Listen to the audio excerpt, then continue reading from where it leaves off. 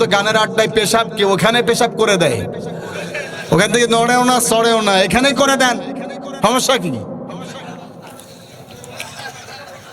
একটা ঘন্টা কোরআনের জন্য সময় ব্যয় করতে পারে না, একটা ঘন্টা বসে থাকতে পারে না, এর মধ্যেই পেশাবে ধরায়। এর আওয়াজ হবে যুদ্ধের ময়দানে। ওরে বাবা, তো যুদ্ধের ময়দানে গিয়ে তো এমন অবস্থা, বলে হুজুর আপনি অস্ত্র ধরে আমি একটু মুইতে আসি।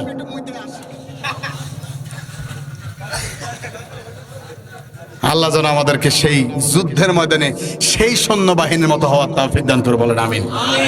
আরো জোরে বলেন আমিন। প্রিয় ভাইয়েরা আমার, ইসলামের পক্ষে আল্লাহ বলেন ওয়ালা নাবলুওয়ান্নাকুম বিশাইইম মিনাল খাউফি ওয়াল জুই ওয়া নাকসিম মিনাল আমওয়ালি ওয়াল আনফুসি ওয়াস সামারাত। আমিও দ্রুত যাচ্ছি, আপনাদের সময় নষ্ট করব না, খেয়াল করেন। আল্লাহ বলেন ঈমানের পথে যারা হাঁটবে তাদের কষ্ট করতে হবে, শাহাদাত বরণ করতে হবে, পরীক্ষার ওপরে পরীক্ষাও দেওয়া লাগবে। কথা বলেন ঠিক কি না? ভালো করে খেয়াল করুন। আজকে যুবকেরা বসে থাকে তাও যায় না, নামাজে যায় না, আর সেই সময়ের যুবকেরা ইসলামের জন্য, কোরআনের জন্য আহারে কত কষ্ট করে, কত কষ্ট করে তারা। বাসর ঘরে বউকে ফেলে রেখে যুদ্ধের ময়দানে গিয়ে শহীদ হয়ে যায়, এমন নিদর্শন আমাদের ইতিহাসে আছে না নাই? ভালো করে খেয়াল করুন। হযরতে সাদ আল আসওয়াদ আস-সুলাইমি রাদিয়াল্লাহু তাআলা আনহু এতটা কালো সাহাবী ছিলেন, তিনি এসে বিশ্বনবীকে ডেকে বলছেন, ইয়া রাসূলুল্লাহ আমি এতই বেশি কালো, আমার কি বিয়ে হবে না? আল্লাহর নবী বলছেন, কেন বিয়ে হবে না? কই ইয়া রাসূলুল্লাহ বিয়ে হওয়া তো দূরে থাক, আমি যেই দিক দিয়ে যাই ওই দিক দিয়ে কোনো মেয়েরা আসেও না, কোনো মেয়েরা আসেও না। আর আজকে যুবকেরা দেখা যায় মেয়ে না আসলে কি যুবকেরা নিজেরা থেকেই যায়। কথা বলে না কেন? এই যে এবারে কথা কয় না, চরিত্র নাই, নষ্ট হয়ে যাচ্ছে। হযরতে সাদ আস-সুলাইমি এই কথা বলার পরে বিশ্বনবী ডেকে বলেন, কোনো সমস্যা নাই, শুধু বিয়েই হবে না, আমি বিশ্বনবী তোমাকে ওয়াদা দিলাম এই মদিনার বুকে সবচেয়ে সুন্দরী মেয়েটার সাথেই তোমার বিয়ে হবে। আল্লাহু আকবার। আল্লাহর নবী বিশ্বনবী আবার একটা চিঠি লিখলেন, চিঠি লিখে বললেন, যাও এই চিঠিটা অমুক জায়গাকার শাসকের হাতে দাও গা। আল্লাহর নবী সাহাবী হযরতে সাদ আল আসওয়াদ তিনি চলে গেলেন, চিঠিটা নিয়ে চলে গেলেন। যাওয়ার পরে ওহাব নামক একজন ব্যক্তির কাছে তিনি দিলেন। কার নাম? ইবনে ওহাব। তার কাছে গেলেন, যাওয়ার পরে বললেন, বিশ্বনবী এই চিঠিটা দিয়েছেন, সুন্দরী বিয়েই হয় না, তারপরও সুন্দরী বউ পেয়েছে, এরপরও জিহাদের ময়দানে শাহাদাত বরণ করতে গিয়েছে। সুবহানাল্লাহ। সেইটাই বোঝানোর চেষ্টা করে, ভালো করে খেয়াল করুন। তিনি এবার চিঠিটা নিয়ে চলে গেলেন, ইবনে ওহাবকে দিলেন। ইবনে ওহাব চিঠিটা পড়লেন, চিঠিটা পড়ার পরে ইবনে ওহাবের চোখ থেকে পানি পড়ছে। আহারে, ইবনে ওহাব এবার ডেকে বলছেন, ব্যাপার কি? আমার তো মন চায় না, তারপরও নবী বলেছে, আমার তো কিছু করারও নাই। তার মানে ইবনে ওহাবের একটা সুন্দরী মেয়ে ছিল। সুবহানাল্লাহ বলেন। আমার ইচ্ছা হয় না যেহেতু আমার মেয়ে, সে তোমাকে বিয়ে করবে, তারপরও তার মতামত দরকার আছে, আমি ভিতরে একটু যাই, তার মতামত একটু জেনে আসি। এই দিক থেকে ছেলেটার সাথে, যুবকের সাথে বাবার কি কথাবার্তা হচ্ছে সব কিন্তু মেয়ে আড়াল থেকে শুনছে।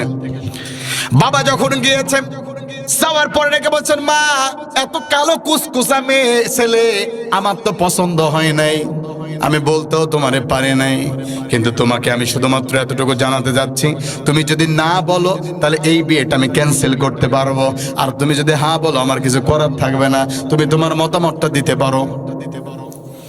ইবনে ওয়াহাব এবার তাকিয়ে দেখে তার মেয়ের চোখ থেকে বৃষ্টির মতো করে পানিগুলো ঝরে পড়ছে। ইবনে ওয়াহাব জিজ্ঞেস করে, আম্মা জান কাঁদো কেন? ইবনে ওয়াহাবের মেয়ে এবার জিজ্ঞেস করছেন, আব্বা আমার জন্য যে কালো কুচকুচা ছেলেটা নিয়ে আসছে, এই ছেলেটা পাঠাইছেন কে? মেয়ে কিন্তু ঠিকই জানে এটা বিশ্বনবী পাঠিয়েছে, তারপরও বাবাকে প্রশ্ন করছে। বাবা এবার ডেকে বলছেন, মুহাম্মদ রাসূলুল্লাহ সাল্লাল্লাহু আলাইহি ওয়াসাল্লাম পাঠিয়েছেন। ইবনে ওয়াহাব এই কথা বলার সাথে সাথে মেয়ে আবার ডেকে বলছেন, আব্বা আপনি কোন কারণে বলতে চান ওই ছেলেকে বিয়ে না করার কথা? আপনি কি জানেন দোজাহানের বাদশা যেই নবী জান্নাতে প্রবেশ না করলে কেউ জান্নাতে প্রবেশ করতে পারবে না, সেই নবী আমার জন্য পাত্র পাঠিয়েছে, তার মানে আমার জন্য জান্নাত পাঠিয়েছে। আমি কোন কারণে সেই ছেলেকে ফেরত দিতে পারি? আপনি যে তারে বলে দেন ইবনে ওয়াহাবের মেয়ে তাকে বিয়ে করার জন্য সম্পূর্ণ প্রস্তুত আছে। আল্লাহু আকবার। যেহেতু নবী পাঠিয়েছে, আর নবীর জন্য আমার জীবনটা যদি কোরবান করতে হয় তাও আমি করে দেব। এই কথা যখন বললেন, ইবনে ওয়াহাব যে বললেন, ঠিক আছে যাও, তুমি চলে যাও, বিশ্বনবীকে বলো যে আমার মেয়ে রাজি হয়ে গিয়েছে। ওই সাহাবী সাদ ইবনে আসওয়াদ চলে গেলেন। সাদ আল আসওয়াদ চলে যাওয়ার পরে বিশ্বনবীকে খুলে খুলে বললেন এই ব্যাপার। আল্লাহ নবী বলছেন, ঠিক আছে, কিছু বাজার করার দরকার, আগামীকাল তোমার বিয়ে, বাজার করে নিয়ে আস। টাকা নাই। আল্লাহ নবী দেখিয়ে দিলেন উসমান আর নোমান। উসমান আর নোমান, ওই দুইজনের কাছে চলে যাও। দুইজনের কাছে যাওয়ার পরে তাদের কাছ থেকে কিছু দিরহাম নাও। দুই দুই করে 400 দিনার নিলেন তাদের কাছ থেকে ধার নিয়ে বাজারে গেলেন। বাজারে শুনতে পালেন, বাজারে যাওয়ার সাথে সাথে তিনি শুনতে পেলেন জিহাদের দামামা যেন বেজে গিয়েছে। আল্লাহু আকবার। এই অবস্থায় আল্লাহর গোলাম আর জিহাদের ময়দানে যাওয়ার পরে, ওই জায়গায় বাজারে যাওয়ার পরে বাজার করতে না পেরে শুধুমাত্র বিয়ের জন্য বাজার করতে গিয়েছিল, অথচ বাজার না করে তিনি একটা ঢাল কিনলেন, একটা তলোয়ার কিনলেন, আর একটা ঘোড়া কিনলেন। আল্লাহু আকবার। বাজার কিনা করার পর, সুন্দরভাবে কেনার পরে তিনি যুদ্ধের ময়দানে চলে গিয়েছে। যুদ্ধের ময়দানে যাওয়ার পরে তিনি ওই জায়গাটাই যুদ্ধ করতে করতে অসংখ্য সাহাবায়ে কেরাম সহ যুদ্ধ করতে করতে অসংখ্য কাফেরদেরকে দুনিয়ার বুক থেকে বিদায় করে দিলেন।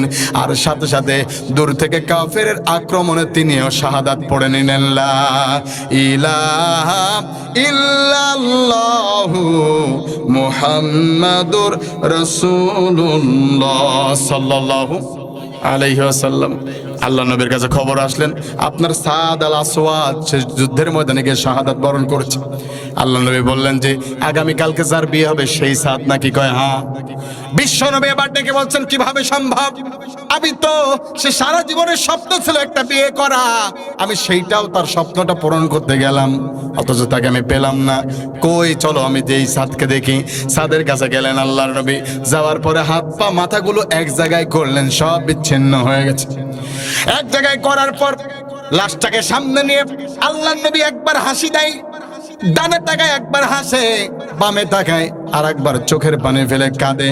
সাহাবায়ে কেরাম তা বিশ্বনবীর এমন আচরণ দেখে একটু বিঘ্নিত হলেন, ডেকে বলেন ইয়া রাসূলুল্লাহ, ইয়া হাবিবাল্লাহ সাল্লাল্লাহু আলাইহি ওয়াসাল্লাম, ব্যাপার কি বুঝতে পারলাম না, আপনি তো এমন করেন না, কারণটা কি?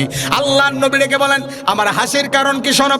প্রথমে তোমাদেরকে কান্নার কারণ বলি। কাল যার বিয়ে, এত সুন্দর আয়োজন করে ফেললাম, অথচ আজকে আল্লাহর কোরআনের জন্য সে শহীদ হয়ে গিয়েছে। আল্লাহু আকবার।